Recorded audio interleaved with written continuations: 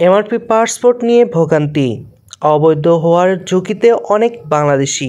Machine readable বা MRP passport নিয়ে চরম ভোগান্তিতে পড়েছে সৌদি আরবের বসবাসরত বাংলাদেশিদের বড় এক অংশ। নতুন পাসপোর্ট পেতে মাসের পর মাস সময় লাগার আকামা নবায়ন করতে পারছে না তারা, গুনতে হচ্ছে জরিমানা। আবারও অবৈধ হয়ে পড়ার ঝুঁকিতে রয়েছে অনেকে। মেশিন রিডেবল পাসপোর্ট নিয়ে চরম ভোগান্তিতে সৌদি আরবের বসবাস করা অনেক বাংলাদেশি। নতুন পাসপোর্টের জন্য আবেদন জমা দেওয়ার পর নির্ধারিত সময় না পেয়ে মাসের পর মাস ঘুরতে হচ্ছে অনেককে।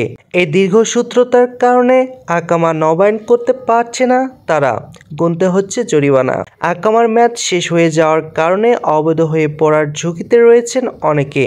এছাড়া সৌদি আরবের আইন অনুযায়ী অবৈধভাবে বসবাসের অভিযোগে আটক ও দেশে ফেরত পাঠানোর আশঙ্কা তো আছেই। প্রবাসীরা বলছে, পাসপোর্ট নিয়ে জটিলতা শুধু তাদের ব্যক্তিগত জীবন নয়, কর্মক্ষেত্রেও প্রভাব ফেলেছে। এ অবস্থায় সম্প্রতি সামাজিক যোগাযোগ মাধ্যমের ভিডিও বার্তায় প্রবাসী কল্যাণ উপদেষ্টা জানান, এমআরপি বিতরণ প্রক্রিয়া দ্রুত স্বাভাবিক করা হবে বলে এবং প্রবাসীদের সমস্যা সমাধান দেওয়া হবে।